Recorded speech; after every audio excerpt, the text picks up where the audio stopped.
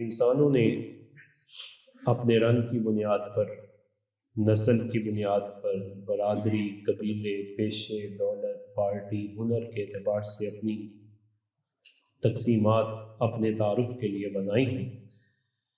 یہ تعارف اگر تعارف رہے تو شریعہ اس کی اجازت دیتی ہے، لیکن اگر یہ تعارف تفاخر کا باعث بن جائے، پراؤڈ کا باعث بن جائے، تو پھر شریعہ اسے پسند نہیں کرتی ہے۔ رب تعالیٰ نے سورہ تغابن میں اس پہلو کو بیان فرمایا۔ بسم اللہ الرحمن الرحیم هو الذی خلقکم فمنکم کافر ومنکم مؤمن، وہی ذات ہے جس نے تمہیں پیدا فرمایا، پس تم میں سے کچھ کافر ہیں اور کچھ ایمان والے ہیں۔ کافر اور مومن دونوں سے ایک ایک مطالبہ بھی کیا گیا۔ کافر سے رب تعالیٰ کا مطالبہ ہے اسلموا تسلموا، اسلام لے آؤ، سلامتی تمہارا مقدر بن جائے گی۔ جبکہ مسلمانوں کے لیے باقاعدہ پوری زندگی کا ایک چارٹر رکھا گیا، اس میں جس منصب پر وہ فائز ہوتا ہے اس کے مطابق اسلام اس کی ذمہ داریوں کے بارے میں اسے آگاہ کرتا ہے، اور جس منصب پر وہ فائز ہو گیا اس کی ذمہ داری سے آگہی اس کو فرض قرار دے دیا گیا۔ بالکل ایسے ہی کہ اگر کسی جگہ میرٹ کی دھجیاں نہ بکھری ہوئی ہوں تو کوئی بھی بندہ کسی بھی ڈپارٹمنٹ کے لیے انکوالیفائڈ لوگوں کو نہیں رکھتا، وہ کوالیفائڈ لوگوں کو لیتا ہے۔ اگر اس کے اندر اہلیت موجود ہو تو منصب اس کے سپرد کیا جاتا ہے، اور اگر اہلیت نہ ہو، منصب پر بیٹھ جائے تو مجرم بھی کہلاتا ہے، اور اگر غلطی کرے گا تو اس غلطی کا ڈبل خمیازہ اسے بھگتنا پڑے گا۔ اسی وجہ سے ہم جس منصب پر فائز ہوتے ہیں، شریعہ کی ہم سے یہ ڈیمانڈ ہے کہ اس منصب کے بارے میں ہمیں آگہی ہونی چاہیے۔ بلوغت سے پہلے تک سارے احکام سکھانے کی ذمہ داری ماں اور باپ کو دی، لیکن بلوغت کے بعد اب سارے احکام کی ذمہ داری اس بالغ مرد پر خود ڈال دی گئی۔ اگر یہ نکاح کرنا چاہتا ہے، احکام نکاح سے آگہی ہونی چاہیے۔ اگر یہ بزنس کرنا چاہتا ہے تو جس فیلڈ میں جانا چاہتا ہے اس فیلڈ سے متعلقہ اسے آگہی ہونی چاہیے، تاکہ وہ حلال اور حرام کی تمیز کرتے ہوئے حرام کو چھوڑے اور حلال کو اختیار کرے۔ رب تعالیٰ نے ان ذمہ داریوں کے ساتھ ساتھ مسلمانوں پر اجتماعی طور پر جو ذمہ داری ڈالی ہے وہ دین کا ابلاغ ہے، اسلام کی پروموشن ہے، اسلام کے میسج کو کنوے کرنا ہے، قولی طور پر بھی، عملی طور پر بھی۔ اگر ہم ان ذمہ داریوں کا ایک چارٹ بنائیں تو سب سے اہم ذمہ داری بحیثیت مسلمان میرے اور آپ کے اوپر یہی آتی ہے کہ ہم ایک اچھے مسلمان کا کردار قولی اور عملی صورت میں پیش کر کے اسلام کی دعوت کا نمونہ بن جائے۔ ایسا نہ ہو کہ میرے قول، میرے فعل اور میرے کردار سے کوئی بندہ اسلام کے قریب آنے کی بجائے اسلام سے دور چلا جائے تو مجھے اس ذمہ داری کے بارے میں ضرور سوال کیا جائے۔ رب تعالیٰ نے دعوت اسلام کی ذمہ داریاں جو اس امت پر ڈالی اس کی مختلف صورتیں ہیں۔ کوئی ایسا علاقہ ہوگا جہاں اسلام ہے ہی نہیں، تو وہاں اگر مسلمان جاتا ہے تو اس کی ذمہ داری یہ ہے کہ وہ اسلام کو عام کرے، اسلام کو زندہ کرے۔ اور اگر کسی ایسی جگہ ہے کہ جہاں اسلام تو موجود ہے لیکن اسلامی عمل موجود نہیں ہے، تو وہ عمل کو پروموٹ کرے اور خود عمل کا نمونہ بنے، اور اگر کسی ایسی جگہ ہے کہ جہاں اسلام کو خطرات لاحق ہیں تو اب اس کی ذمہ داری یہ ہے کہ اسلام کا پرچم تھامے اور اس کی بلندی اور دوام کے لیے کوشش کرے۔ قرآن مجید فرقان حمید میں رب تعالیٰ نبی علیہ السلام سے کلام فرماتا ہے اور ایک پیغام اس امت کی طرف منتقل فرماتا ہے۔ بسم اللہ الرحمن الرحیم۔ قل هذه سبیلی ادعو الی اللہ علی بصیرہ انا ومن اتبعنی۔ اے محبوب علیہ السلام آپ فرما دیجئے کہ اسلام میرا راستہ ہے، میں اللہ کی طرف بلاتا ہوں، میں اور میرے کلمہ گو متبعین اس کار دعوت میں مکمل طور پر دلی اطمینان اور ایقان رکھتے ہیں۔ دعوت اسلام کی جو اہمیت ہے یہ صرف اس امت کے ساتھ خاص نہیں، بلکہ ہر نبی جو صفت پیغمبر کے ساتھ مبعوث ہوا تو ان کی ذمہ داریاں، پھر ان کے متبعین کی ذمہ داریاں، یہ سلسلہ ابتدا سے تا انتہا چلتا ہی رہے گا۔ اس کی ایک جھلک سورہ نوح میں قرآن مجید فرقان حمید نے جو بیان فرمائی ہم اس کو لیتے ہیں۔ رب ذوالجلال نے حضرت نوح علیہ السلام کی دعوت الی الاسلام کا تذکرہ بہت واضح انداز میں فرمایا ہے، اور ارشاد ربانی ہوتا ہے جناب نوح علیہ السلام کی اس دعوت کے پورے پس منظر اور بعد تبلیغ اس کے جو معال تھے ان کو بیان کرتے ہوئے وَإِنِّي كُلَّمَا دَعَوْتُهُمْ لِتَغْفِرَ لَهُمْ جَعَلُوا أَصَابِعَهُمْ فِي آذَانِهِمْ وَاسْتَغْشَوْا ثِيَابَهُمْ وَأَسَرُّوا وَاسْتَكْبَرُوا اسْتِكْبَارًا۔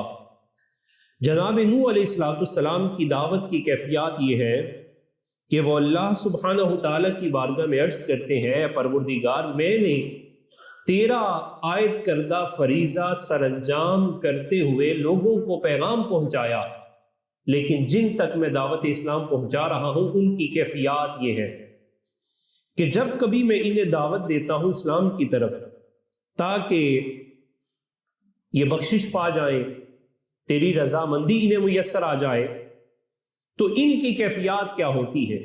جعلوا اصابعهم فی آذانہم، میں تیرا پیغام لے کے جاتا ہوں اور یہ تیرا پیغام سننے سے انکار کر دیتے ہیں اور اپنے کانوں میں انگلیوں کو ٹھونس لیتے ہیں۔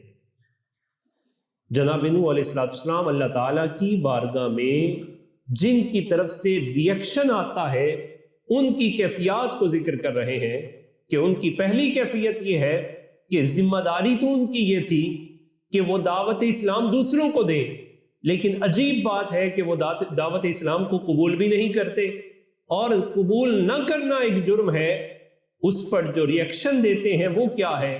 جناب نوح علیہ السلام نے عرض کیا، یا اللہ میں جب اسلام کی بات کرتا ہوں تو وہ میری بات کو سنتے نہیں ہیں، وہ اپنے کانوں میں انگلیاں ٹھونس لیتے ہیں۔ وَاسْتَغْشَوْا ثِيَابَهُمْ، اور اپنے چہروں پر پورا کپڑا ڈال دیتے ہیں۔ اب اس پر مفسرین نے بات کی کہ وہ چہروں پر کپڑا کیوں ڈالتے ہیں؟ کہا اس وجہ سے کہ کہیں چہرے کے ایکسپریشن سے یہ معلوم نہ ہو سکے کہ ان کی بات ہمارے اوپر کوئی تھوڑا سا اثر کر رہی ہے۔ جناب نوح علیہ السلام کی کیفیات دیکھیے کیا ہے کہ اللہ تعالیٰ کی بارگاہ میں عرض کرتے ہیں، یا اللہ یہ ایسے سخت دل ہو چکے ہیں کہ میری زبان کی الفاظ کی تاثیر جو ان کے قلب پر پڑتی ہے اور اس کے جو اثرات مثبت تھوڑے سے آتے ہیں یہ مجھے وہ بھی دکھانا نہیں چاہتے۔ تیسری بات، وَأَسَرُّوا، اور یہ ڈٹے ہوئے ہیں، وَاسْتَكْبَرُوا اسْتِكْبَارًا، اور یہ بڑے متکبر ہیں۔ جب یہ بات قرآن مجید فرقان حمید میں ہم پڑھتے ہیں تو ذرا اندازہ کریں کہ آپ کسی کے بھلے کی بات کر رہے ہوں اور وہ آپ کی بات سننے کی بجائے کانوں میں انگلیاں ٹھونس لے، چہرہ ڈانپ لے، قبول کرنے کی بجائے تکبر کرے، معاذاللہ ایسے جملے بولے کہ یہ تو انہوں نے دین سخت کر دیا ہے، اتنی سختی تو نہیں ہے، یہ تو اپنے پاس سے بنا لائے، یہ تو کوئی نئی چیز لے آئے۔ تو بتائیے اگر آپ اس مقام پہ کھڑے ہوں تو آپ کے دل کی کیفیات کیا ہو؟ قرآن مجید فرقان حمید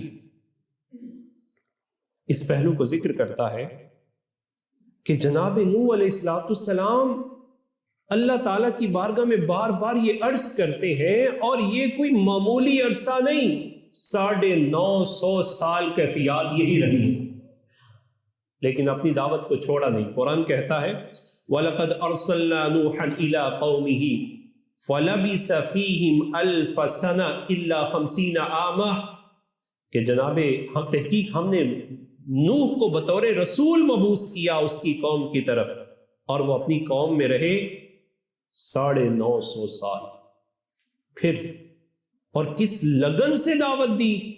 جناب نوح علیہ السلام اللہ تعالیٰ کی بارگاہ میں عرض کرتے ہیں قال ربی انی دعوت قومی لیلا ونہارا، یا اللہ میری قوم کا حال دیکھتا ہے، نہ میں دن دیکھتا ہوں میں نہ رات دیکھتا ہوں، میں انہیں اسلام کی طرف بلاتا ہوں، دن کے اجالے میں بھی دعوت دیتا ہوں، رات کے اندھیرے میں بھی دعوت دیتا ہوں، ثم انی دعوتہم جہارا، میں ان کو اعلانیہ بھی دعوت دیتا ہوں، ثم انی اعلنت لہم واسررت لہم اسرارا، میں انہیں بلند آواز سے بھی کہتا ہوں، خفیہ طور پہ بھی دعوت دیتا ہوں، فلم یزدہم دعائی الا فرارا، لیکن اے پروردگار یہ کیسی قوم ہے کہ میری دعوت جتنی بڑھتی ہے ان کا انکار اتنا ہی بڑھ جاتا ہے، یہ اتنے تیزی سے اسلام سے دور ہوتے ہیں۔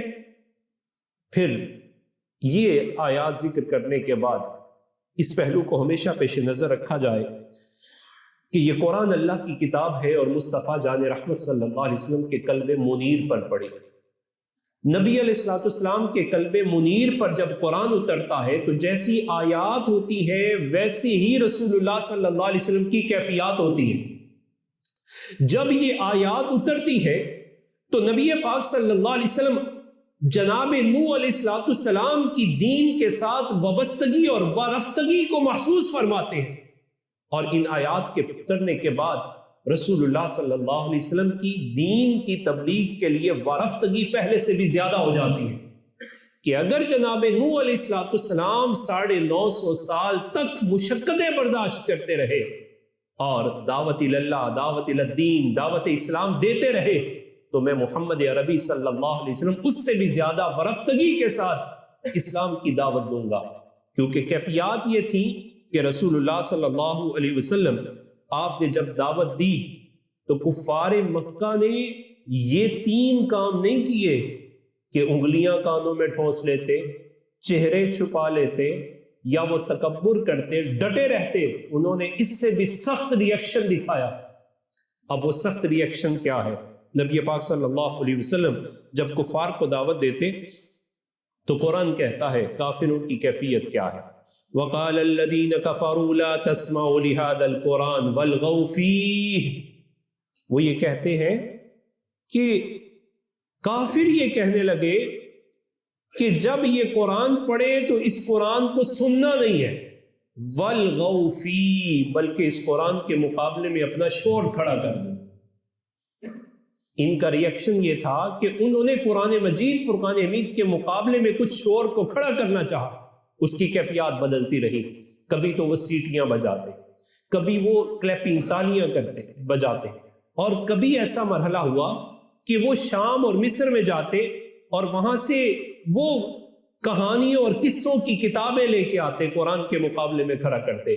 آپ اورینٹلسٹ کو پڑھیے تو آپ حیران رہیں گے کہ آج کا کافر بھی قرآن کی آواز کے خلاف اپنی آواز کو کھڑا کرتا ہے، اور اس دور میں انہوں نے یہ حربہ اپنایا، قصے کہانیاں لے کے آئے، کوئی ایسی گیمز اور جوا اور کماش قسم کے لوگ اکٹھے ہو جاتے اور نہ جانے کیا کیا شیطانی حربے استعمال کر کے لوگوں کی توجہ کو قرآن سے ڈائیورٹ کر کے برائی کی طرف لے کے جاتے۔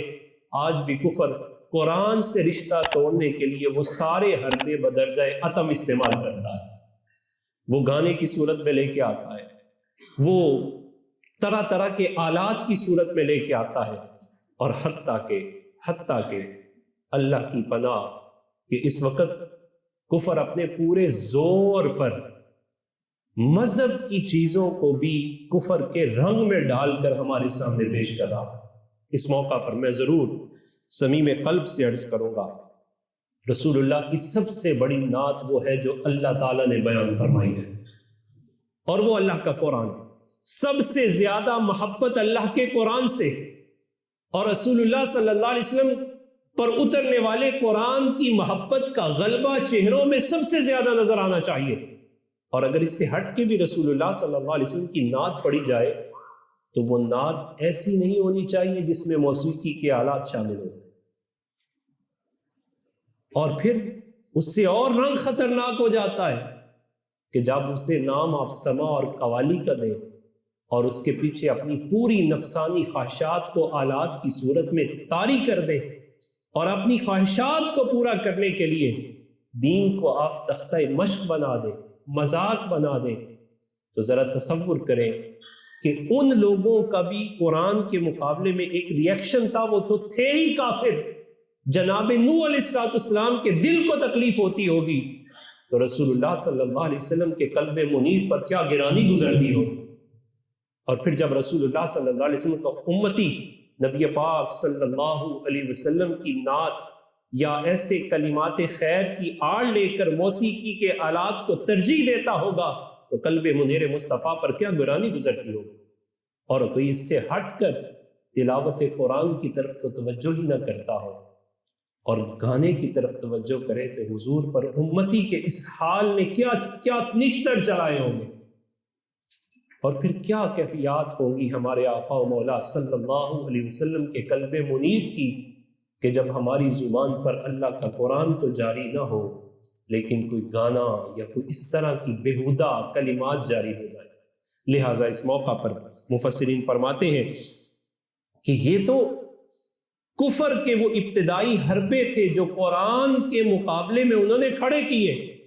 ہم سب کی یہ ذمہ داری بنتی ہے کہ قرآن مجید فرقان حمید کو، رسول اللہ صلی اللہ علیہ وسلم کی نعت کو اور کلمات خیر کو کسی ایسے آلات سے ہمیشہ پاک رکھیں کہ جن آلات کے ذریعے کفر ہماری توجہ کو حقیقی الفاظ قرآنیہ سے اور حقیقی نعت رسول صلی اللہ علیہ وسلم سے موڑنا چاہتا۔ ذرا اس پہلو کو تھوڑا سا آگے بڑھاتے ہوئے قرآن مجید فرقان حمید نے ذکر کیا کہ کافر قرآن کو سنتے بھی نہیں، سننے بھی نہیں دیتے، اور اس میں شور و غل کرتے ہیں۔ شور و غل میں ان کی کئی کیفیات ہوتی ہیں، اور ان کیفیات میں وہ چاہتے یہی ہیں کہ کسی نہ کسی طرح اسلام کا حقیقی رنگ ان سے چھین لیا جائے، حقیقی رنگ ان تک پہنچنے نہ دیا جائے۔ اب ذرا آئیے اس پہلو کی طرف کہ جب جناب نوح علیہ السلام کی دعوت میں اتنی شدت ہے تو رسول اللہ کی دعوت میں کتنی شدت ہوگی۔ جناب نوح علیہ السلام پورے متوجہ ہیں تو رسول اللہ صلی اللہ علیہ وسلم کس طرح اپنی امت کی طرف متوجہ ہوں گے، اور کتنا خوش قسمت وہ سینہ ہے جس نے ڈائریکٹ رسول اللہ صلی اللہ علیہ وسلم کی توجہات کو قبول کر لیا۔ اور ان توجہات کو قبول کرنے میں جو راستے میں رکاوٹیں آتی ہیں ذرا انہیں دیکھیے کیا ہے۔ نبی پاک صلی اللہ علیہ وسلم آپ جب دعوت دیتے کفار آپ کے سامنے آ کے کھڑے ہو جاتے، اور 3 یونیورسل لا ہے، آپ کسی کو ڈی ٹریک کرنا چاہتے ہیں تو ان 3 چیزوں کو اپنائیے، تو تینوں میں سے کسی ایک میں بندہ اپنا سودا کر جاتا۔ ان میں سے پہلی شہرت، دوسرا شہوت، اور تیسرا ہے دولت اور لالچ۔ یہ اگر ان تینوں پہ چڑھ جائے تو پھر اللہ کی پناہ محض فضل الہی کے بغیر بندہ نہیں بچتا۔ انہوں نے نبی پاک صلی اللہ علیہ وسلم کی بارگاہ میں آ کر شہرت کی دعوت بھی دی، شہوت کو پورا کرنے کی دعوت بھی دی، دولت اور لالچ کی بھی انتہا کی کروائی، تو رسول اللہ صلی اللہ علیہ وسلم نے فرمایا لو وضع الشمس علی یمینی والقمر علی یساری ما ترکت ھذا الامر خدا کی قسم سورج میرے دائیں ہاتھ میں، چاند میرے بائیں ہاتھ میں لا کے رکھ دیں، پھر بھی اللہ کا پیغام دینے سے میں باز نہیں آؤں گا۔ یہ شدت رسول صلی اللہ علیہ وسلم امتی کے لیے دعوت کے پیغام میں تھی۔ اب سوال یہ ہے کہ کافر دعوت سے اتنا کیوں خائف ہے کہ اپنا سب کچھ اسے روکنے کے لیے کل بھی قربان کرتا تھا اور آج بھی قربان کرتا ہے؟ تو اس کا جواب صرف یہی ہے کہ کافر کو معلوم ہے کہ یہ دین حق ہے، یہ دین محمد عربی صلی اللہ علیہ وسلم ہے۔ اگر یہ اپنی حقیقی صورت میں لوگوں کے سامنے آ گیا تو کفر اپنی موت آپ مر جائے گا۔ لہذا دین کو اس کی حقیقی صورت میں کبھی بھی سامنے نہ آنے دو، اس کی صورت کو مسخ کرنے کی کوشش کرو۔ اگر دین اپنی حقیقی صورت میں آ گیا تو کفر کو کھڑا ہونے کے لیے بالکل بھی کوئی موقع میسر نہیں آئے گا۔ انہوں نے نبی پاک صلی اللہ علیہ وسلم کے ساتھ ساتھ رسول اللہ صلی اللہ علیہ وسلم کا دعوت حق کا پیغام جن کی طرف جاتا ان پر بھی یہی حربے استعمال کیے۔ اب رسول اللہ صلی اللہ علیہ وسلم کی دعوت حق جب گئی تو سب سے پہلے جس سینے نے اس دعوت حق کو قبول کیا وہ سینہ ابوبکر صدیق رضی اللہ عنہ، اور نبی کی زبان اطہر سے نکلنے والے الفاظ جس سینہ پر پڑے اور پوری نکھار کی صورت میں اور پورے جوبن پہ آئے وہ جناب صدیق اکبر رضی اللہ تعالیٰ عنہ کا سینہ ہے۔ انبیاء سارے کے سارے اللہ تعالیٰ کے عطا کردہ پیغام کا حقیقی موڈ پیش کرتے ہیں اور ان کے متابعین اس کے ری ایکٹیو موڈ کے طور پر سامنے آتے ہیں۔ اللہ کا پیغام جب رسول اللہ صلی اللہ علیہ وسلم لے کے آئے تو اس کا ایکٹیو موڈ ذات رسالت میں آپ تھی اور ری ایکٹیو اور پازیٹیو موڈ جناب سیدنا صدیق اکبر رضی اللہ تعالیٰ۔ اور پھر قیامت تک جب بھی رسول اللہ صلی اللہ علیہ وسلم کے ماڈل کا کوئی نمونہ پیش کیا جائے گا تو سب سے پہلے جناب صدیق اکبر رضی اللہ تعالیٰ عنہ کو پیش کیا جائے گا۔ اور یہی وجہ ہے کہ نبی پاک صلی اللہ علیہ وسلم نے اتنی قبولیت انہیں عطا فرمائی، اتنی قبولیت عطا فرمائی کہ ہر جگہ اپنے یار ہونے کا اعزاز عطا فرما دیا۔ وہ سفر ہجرت ہوتا ہے، وہ کیفیات سفر مزار یار غار بنتے ہیں، مزار میں چلتے ہیں۔ قیامت کے دن مصطفیٰ کریم علیہ الصلوۃ والسلام فرماتے ہیں سب سے پہلے حشر کی طرف میں اٹھوں گا، میرے دائیں میرا ابوبکر اٹھے گا۔ اور مقام فردوس اعلیٰ میں بھی جناب سیدنا صدیق اکبر رضی اللہ تعالیٰ عنہ کو معیت مصطفیٰ کریم صلی اللہ علیہ وسلم کا اعزاز حاصل ہوگا۔ کیوں؟ اس وجہ سے کہ جس شدت سے رسول اللہ صلی اللہ علیہ وسلم نے اسلام کی دعوت دی اسی شدت سے جناب سیدنا صدیق اکبر رضی اللہ تعالیٰ نے اس دعوت کو قبول کیا۔ اب جب قبولیت دعوت ہوئی جو حربے وہاں استعمال ہوئے وہی حربے جہاں جناب صدیق اکبر رضی اللہ تعالیٰ کے لیے استعمال ہوں گے۔ یہاں رک کے اس پہلو کو سمجھیے جو دعوت فکر میرے اور آپ کے لیے ہے کہ دعوت اسلام کو دینے میں بھی اور قبول کرنے میں بھی کفر ان تین چیزوں کو ضرور استعمال کرے گا۔ کبھی وہ شہرت کو استعمال کرے گا، کبھی وہ شہوت کو استعمال کرے گا، کبھی وہ دولت اور لالچ کو استعمال کرے گا۔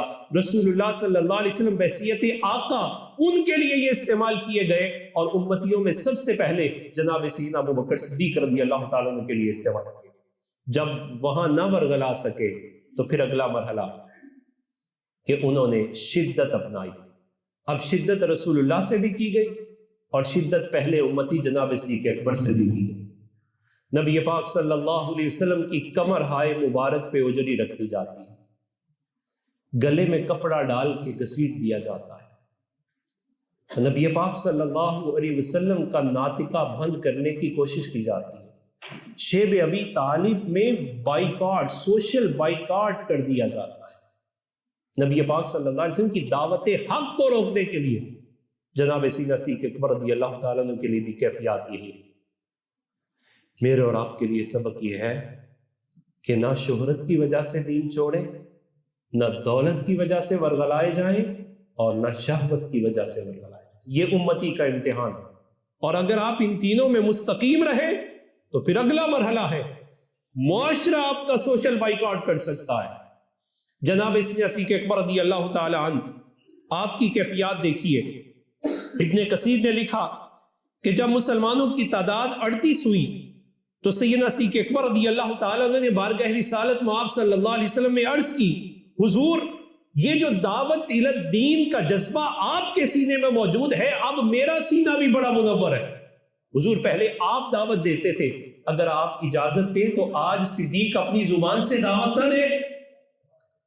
جناب صدیق اکبر رضی اللہ تعالیٰ عنہ کو نبی پاک صلی اللہ علیہ وسلم نے اجازت عطا فرمائی، یہ دار ارقم سے نکلے، حرم کعبہ میں پہنچے، اور نبی پاک صلی اللہ علیہ وسلم کی اجازت سے دنیا اسلام کا پہلا خطیب بن کر کفار کو دعوت اسلام دینے لگے۔ اب کفار پہلے حربے تو استعمال کر چکے تھے، نہ یہ دولت سے بکا، نہ لالچ اس کے راستے میں آئی، نہ اس پر شہرت غالب آئی، تو پھر کریں کیا؟ انہوں نے لوگوں کو اکٹھا کیا اور جناب صدیق اکبر رضی اللہ تعالی عنہ آپ پر مصیبتوں کے پہاڑ توڑ دیے۔ کیفیات یہاں تک تھی کہ عتبہ بن ربیعہ نے بدبخت نے آپ رضی اللہ تعالیٰ عنہ کے سینے پہ چڑھ کر آپ کے چہرہ مبارک کو اتنا زخمی کر دیا کہ چہرے کی شناخت کرنا مشکل تھا۔ کہ جناب صدیق اکبر رضی اللہ تعالیٰ عنہ کو دعوت الی الحق میں ان مصائب کا سامنا کرنا پڑا۔ جناب صدیق اکبر رضی اللہ تعالیٰ عنہ بے ہوش ہو گئے۔ اتنی دیر میں آپ کا قبیلہ آیا تو رسول اللہ صلی اللہ علیہ وسلم کو بھی خبر پہنچ چکی ہے۔ قبیلہ آیا، جناب صدیق اکبر رضی اللہ تعالیٰ عنہ کو اٹھایا اور اٹھانے کے بعد اپنے گھر لے گئے۔ کچھ عرصہ کے بعد آپ کی آنکھیں کھلی تو پہلا سوال یہ تھا، زخموں میں چور چور ہے، غلبہ محبت و عشق رسول یوں ہے کہ زبان پہ الفاظ یہ ہیں، ما فعل برسول اللہ، اے میرے قرب و جوار میں میری آواز کو سننے والے بتاؤ میرے رسول اللہ کا حال کیا ہے۔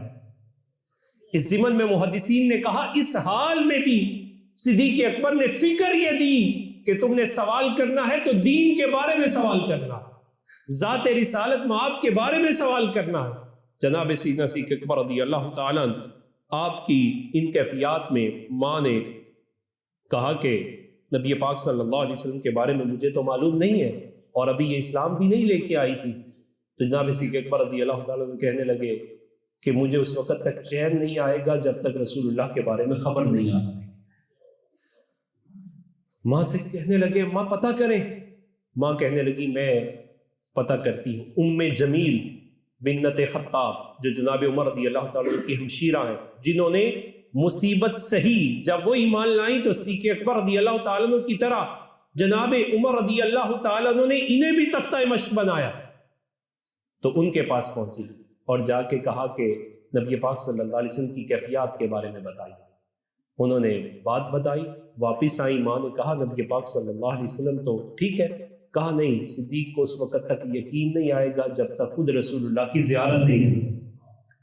اب نبی پاک صلی اللہ علیہ وسلم کی بارگاہ میں ام جمیل نے عرض کیا کہ حضور جناب صدیق اکبر یہ کیفیات ہے اور ان کیفیات میں آپ کے بارے میں آگہی حاصل کرنا چاہتے ہیں تو میرے لیے کیا حکم ہے؟ نبی علیہ السلام نے فرمایا ام جمیل آپ خود جائیے، انہوں نے جا کے میرے بارے میں آگہی دیجیے۔ جناب ام جمیل گئیں، صدیق اکبر نے ایک ہی ڈیمانڈ رکھی کہ مجھے جس حال میں بھی ہوں رسول اللہ کے قدموں میں لے جاؤ۔ نبی پاک صلی اللہ علیہ وسلم کے پاس تشریف لائے۔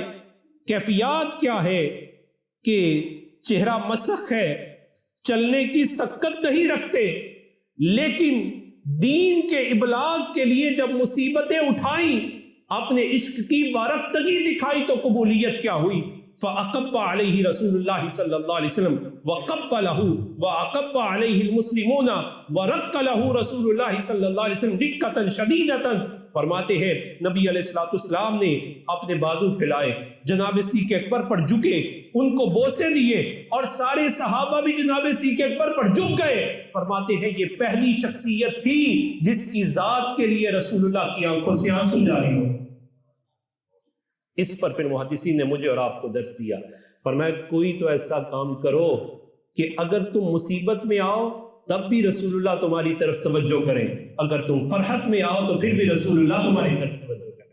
یہ صدیق اکبر رضی اللہ تعالیٰ کی کیفیات تو ان کیفیات میں جناب صدیق اکبر رضی اللہ تعالیٰ نے کہا حضور مجھے تو کوئی تکلیف نہیں ہے، ہاں ایک تکلیف ہے۔ فرمایا بتاؤ کیا ہے؟ عرض کیا ھذہ امی برۃ بولدھا وانت مبارک فدعوها الی اللہ وادعوا اللہ لها عسى اللہ ان یستنقذها بک من النار۔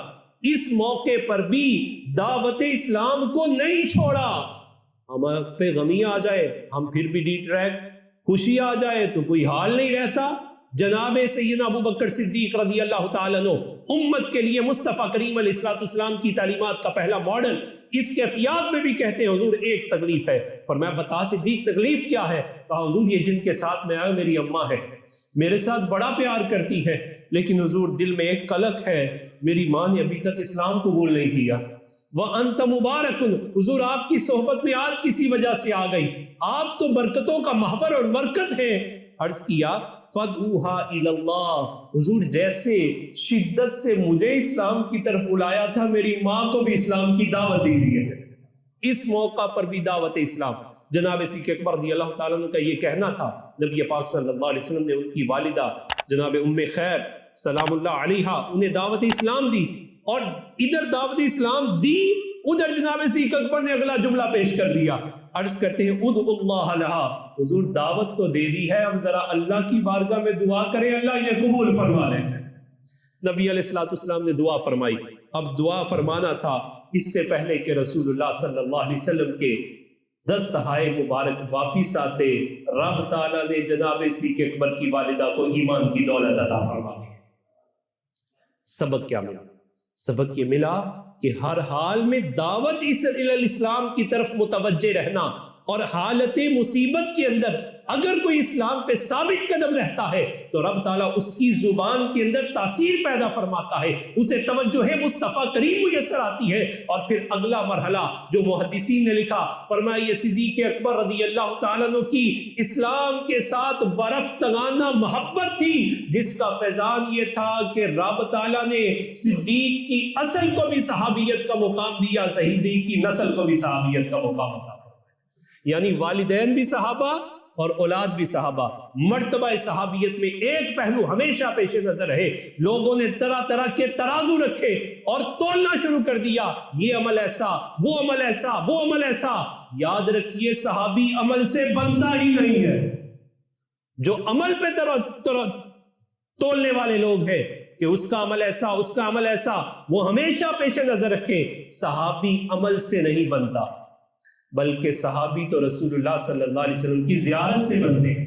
لہٰذا عمل کے ترازو میں لا کر انہیں ڈی گریڈ کرنا یہ کسی بھی حال میں درست نہیں ہے. انہیں جب بھی ترازو میں تولا جائے گا تو رسول اللہ کی محبت کے ترازو میں تولا جائے گا، اور جب محبت کے ترازو میں تولا جائے تو پہلا نمبر صدیق اکبر کا نظر آئے گا، اور اتنا اعلیٰ اور اتنا وزنی نظر آئے گا.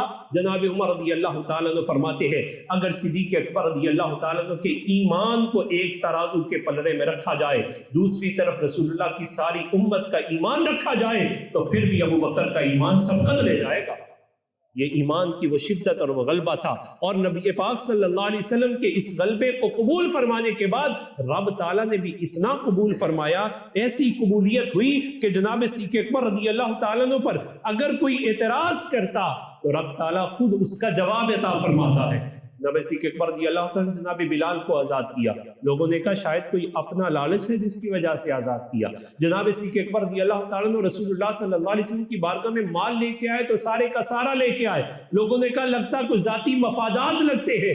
رب تعالیٰ نے یہ سارے اعتراضات کو دفع کیا اور ارشاد ربانی ہوتا ہے وَسَيُجَنَّبُهَا الْأَتْقَى، ان قریب سب سے بڑے پرہیزگار کو اس جہنم سے دور رکھا جائے گا. الَّذِي يُؤْتِي مَالَهُ يَتَزَكَّى، جو اپنا مال دیتا ہے تاکہ اسے پاکیزگی ملے. اللہ تعالیٰ جناب سیدنا صدیق اکبر رضی اللہ تعالیٰ عنہ کی تعریف بیان فرما رہا ہے وَمَا لِأَحَدٍ عِندَهُ مِن نِعْمَةٍ تُجْزَى، اور اس پر کسی کا کوئی احسان نہیں جس کا بدلہ لیا جائے. ہمارے آقا مولا صلی اللہ علیہ وسلم نے بھی تعریف و توصیف اور قبولیت اس حد تک عطا فرمائی. فرمایا امت میں جس نے بھی میرے اوپر احسان کیا تھا میں نے سب کے احسانوں کا بدلہ دے دیا. ایک میرا صدیق ہے، قیامت کے دن اس کا بدلہ اس کا پروردگار اسے عطا فرمائے. یہ کیفیات. پھر قرآن کہتا ہے اِلَّا ابْتِغَاءَ وَجْهِ رَبِّهِ الْأَعْلَىٰ، وہ صرف اپنے رب اعلیٰ کی رضا چاہتا ہے. وَلَسَوْفَ يَرْضَىٰ، اور یقیناً ان قریب اس کا پروردگار اس سے راضی بھی ہوگا اور اسے راضی بھی کرے گا. اس موقع پر حضرت اقبال نے بڑی مختصر سی بات کی، کہا خودی کو کر بلند اتنا کہ ہر تقدیر سے پہلے خدا خود بندے سے پوچھے بتا تیری رضا کیا ہے. اور میں اس رضا میں پہلا نمبر جناب صدیق اکبر رضی اللہ تعالیٰ عنہ کا ہے کہ جنہوں نے رسول اللہ صلی اللہ علیہ وسلم کی دعوت کو قبول کیا، اس کا ابلاغ کیا، بہترین ماڈل بنے، ہر اعتبار سے مسلمانوں کے لیے نمونہ بنے. تو اللہ تعالیٰ کل ان کو حضور علیہ السلام کی طفیل یہ مقام عطا فرمائے گا کہ ان سے یہ پوچھا جائے گا صدیق بتائیے آپ کی رضا کیا ہے.